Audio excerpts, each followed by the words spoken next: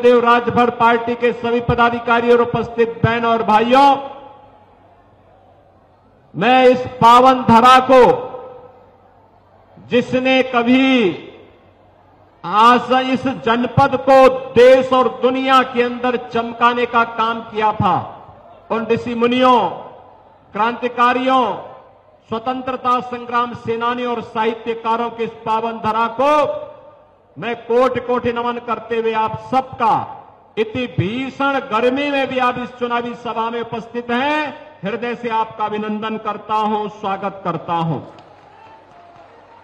बहनों और भाइयों, लोकसभा चुनाव के 5 चरण संपन्न हो चुके हैं और छठे चरण में आपको भी अपने मताधिकार का प्रयोग करना है।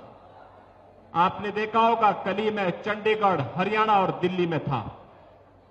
इससे पहले भी अलग अलग राज्यों में मुझे जाने का अवसर प्राप्त हुआ और मैं दावे के साथ कह सकता हूं, पहले से ही 4 जून को क्या परिणाम आने जा रहा है, पूरे देश में निश्चिंतता है, क्योंकि पूरा देश एक स्वर से बोल रहा है, एक ही नारा गूंज रहा है कि फिर एक बार, फिर एक बार, फिर एक बार और अब की बार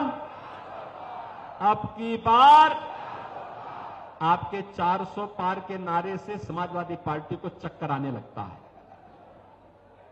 वे भौचक हो जाते हैं, 400 पार कैसे? क्योंकि 400 तो कभी उन्होंने देखा ही नहीं। समाजवादी पार्टी तो कुल 63 सीटों पर चुनाव लड़ रही है, 63 भी नहीं 62 सीटों पर चुनाव लड़ रही है और उसमें भी कैंडिडेट एक एक भागते जा रहे हैं। एक को दिया वो भाग गया, फिर दूसरा को दिया वो भाग गया, फिर तीसरे को दिया वो भाग गया।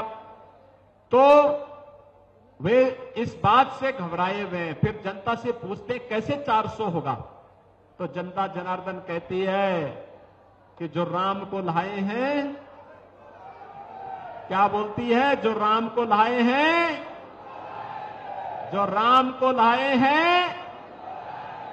क्या आजमगढ़ भी इससे सहमत है? सहमत है? दोनों जय श्री राम कह के रात राव, जय श्री राम। बहनों और भाइयों, आज देश के अंदर जो तस्वीर और तकदीर बदली है, यह मोदी जी ने के कारण बदली है। देश को दुनिया के अंदर सम्मान मिल रहा है। 140 करोड़ भारतीयों को आतंकवाद और नक्सलवाद से मुक्ति मिली है। देश की सीमाएं सुरक्षित हुई हैं। विकास के बड़े बड़े कार्य हो रहे हैं। Highway, railway, metro, rapid rail, train की नई नई सौगात वंदे भारत, अमृत भारत, नमो भारत ट्रेन के रूप में मिल रही है। 1 डिस्ट्रिक्ट 1 मेडिकल कॉलेज बन रहे हैं। हर कमिश्नरी में विश्वविद्यालय बन रहे हैं। IIT, IIM, IIT, NIT, AIIMS जैसे संस्थान खड़े हो रहे हैं और हर घर नल योजना के माध्यम से शुद्ध पेयजल भी उपलब्ध करवाने का कार्य हो रहा है।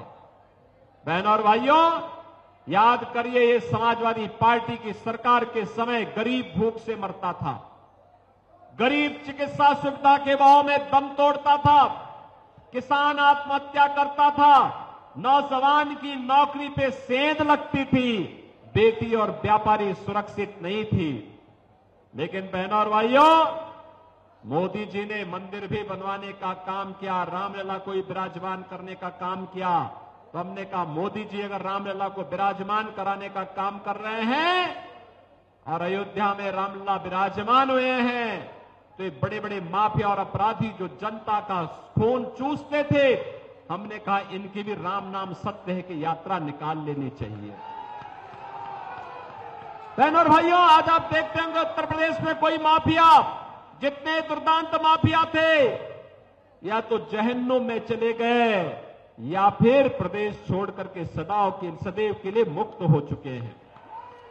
बहनों और भाइयों, आज आप देखो, गरीब के लिए राशन भी है, 5 लाख रुपए के आयुष्मान के कार्ड की सुविधा भी है, किसान के लिए किसान सम्मान निधि है, गरीब के लिए पेयजल की व्यवस्था भी है, घर घर में शौचालय का निर्माण हो रहा है, तो घर घर में उज्ज्वला योजना का कनेक्शन भी है। मोदी जी ने कहा है तीसरी बार सरकार बनेगी, तीसरी बार सरकार बनेगी तो 70 वर्ष से ऊपर के हर व्यक्ति को 5 लाख रुपए प्रति वर्ष स्वास्थ्य की सुविधा उपलब्ध करवाएंगे। बहनों और भाइयों, मोदी जी ने कहा है कि तीसरी बार जब सरकार बनेगी, हर वह गरीब जिसके पास आवास नहीं होगा, एक एक आवास 5 वर्ष के अंदर सभी को उपलब्ध करवा देंगे। और बहनों और भाइयों, मैं इसीलिए आपके पास आया हूं, आपसे यही कहने के लिए आया हूं कि जिन लोगों ने आजमगढ़ के सामने पहचान का संकट खड़ा किया था, ये आजमगढ़ को जिन्होंने आतंकवाद का गढ़ बना दिया था, उसके कारण आप कहीं बाहर जाते थे, लोग आपको शक की निगाहों से देखते थे, आपके सामने पहचान का संकट था। अरे वो तो ये निरुआ आ गया, आज आप जाते हैं, लोग सम्मान की निगाहों से देखते हैं। कहा अच्छा, आजमगढ़ से, जहां से निरुआ सांसद है। और बहनों और भाइयों, ये भोजपुरी के बहुत अच्छे कलाकार हैं, गाते भी हैं, एक्टिंग भी करते हैं, और इनके कहने पर अब हम लोगों ने आजमगढ़ में संगीत महाविद्यालय का निर्माण के लिए भी पैसा उपलब्ध करवा दिया है। अब तो यहां पर कई लोग प्रशिक्षण लेंगे, कला का प्रशिक्षण। कला ईश्वरीय देन होती है। और बहनों और भाइयों, बहुत सारे लोगों को आगे बढ़ने का अवसर मिलेगा। समाजवादी पार्टी अपराधी पालती थी, अपराधियों की फैक्ट्री चलाती थी, माफियाओं की फैक्ट्री चलाती थी, और निरुआ यहां पर संगीत महाविद्यालय के माध्यम से नए नए कलाकार पैदा करके भारत की संगीत जगत को एक नई ऊंचाई देने का काम करेंगे। बहनों और भाइयों, गांव से निकला हुआ एक निरुआ आज अपने दम पर, अपनी मेहनत से, अपने पसीना बहा करके मुंबई जाकर के एक बेहतरीन कलाकार बना। और इसलिए जब मैं मुंबई गया था उत्तर प्रदेश दिवस पर, ये निरुआ और रवि किशन दोनों मुझे मिले। अरे हमने कहा यहां क्या कर रहे हो? कहा कि यहां पे हम एक्टिंग करते हैं। हमने कहा अब एक्टिंग बहुत हो गई है, अब अपने पूर्वी उत्तर प्रदेश के लिए भी कुछ करो, चलो विकास के कार्य के लिए। और बहनों और भाइयों, आपने देखा होगा निरुआ को आजमगढ़ से, रवि किशन को गोरखपुर से सांसद बना करके देश की संसद में भेजे हैं, आपके आशीर्वाद से बना के भेजे हैं ना। दोनों लोग जीते हैं ना। और इसीलिए मैं कह रहा हूं, गरीब की मेहनत को सम्मान दिया जाना चाहिए, उसके परिश्रम को सम्मान दिया जाना चाहिए, उसके द्वारा बहाए जाने वाले पसीने को सम्मान दिया जाना चाहिए। और वही सम्मान देने के लिए हम आए हैं। एक समाजवादी पार्टी थी, उसके समय में संजरपुर और सराय मीर की घटनाएं घटित होती थी। हर आतंकी घटना में नाम आता था आजमगढ़ का, और परेशानी होती थी यहाँ के नौजवानों को। आजमगढ़ के नाम पर नौकरी की बात तो दूर, कोई धर्मशाला और होटल में कमरा भी नहीं देता था।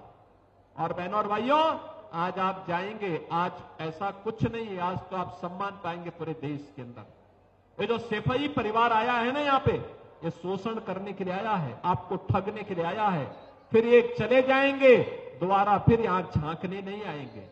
मैं पूछना चाहता हूं, आखिर Purvanchal express way Samajwadi party ने अपने चार बार मुख्यमंत्री थे, क्यों नहीं बनाया? महाराज सुहेलदेव के नाम पे विश्वविद्यालय का निर्माण क्यों नहीं किया? क्यों नहीं उन्होंने संगीत महाविद्यालय का निर्माण किया? क्यों नहीं उन्होंने एयरपोर्ट का निर्माण किया? क्यों नहीं उन्होंने हर घर नल की योजना लागू की? बहनों और भाइयों, ये केवल आपको सामने ठगी करने के लिए आए हैं, आपको बेवकूफ बनाने के लिए आए हैं। हमें इनके पीछे नहीं जाना है। हमें तो मोदी जी के एक भारत श्रेष्ठ भारत पर विश्वास करना है। और मैं आपसे यही अपील करने के लिए आज आया हूं। कांग्रेस और समाजवादी पार्टी का गठबंधन जब भी हुआ है, यह अनर्थकारी हुआ है। यह गठबंधन देश के लिए विनाशकारी हुआ है। याद करिए, कांग्रेस और समाजवादी पार्टी के गठबंधन के समय अयोध्या में राम मंदिर पर आतंकी हमला होता है, काशी में संकट मोचन मंदिर पर आतंकी हमला होता है, लखनऊ, वाराणसी और अयोध्या की कचहरियों पर हमला होता है, ये सभी लोग उस समय मौन रहते थे, कहते थे आतंकवादी सीमा पार के हैं। और आज आतंकवाद को समाप्त किया जा चुका है। अब कोई बोलता था पटाखा भी जोर से फटता है तो पाकिस्तान सफाई देता है, कहता साहब मैंने नहीं किया है, क्योंकि उसे मालूम है ये नया भारत है, छेड़ता नहीं है, लेकिन कोई छेड़ेगा तो उसको छोड़ेगा भी नहीं। और इसीलिए हम आए हैं आज यहां पर आपसे अपील करने के लिए। एक कांग्रेस और समाजवादी पार्टी का गठबंधन एक बार फिर से बना है।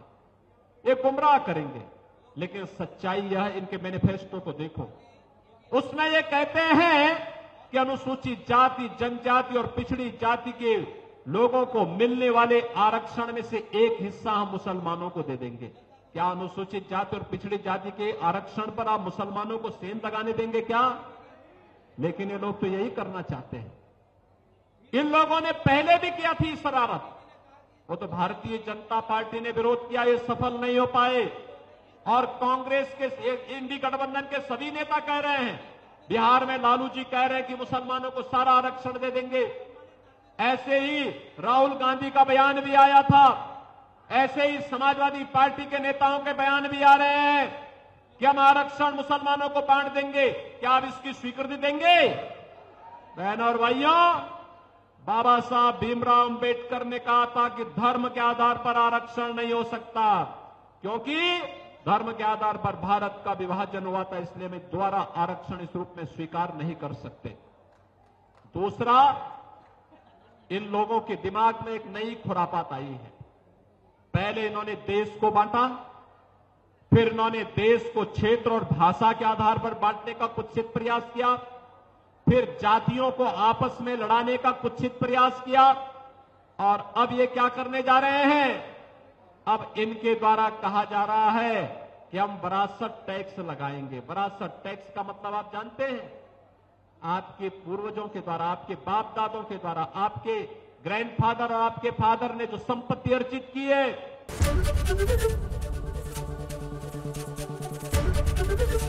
एबीपी गंगा, खबर आपकी, जुबान आपकी।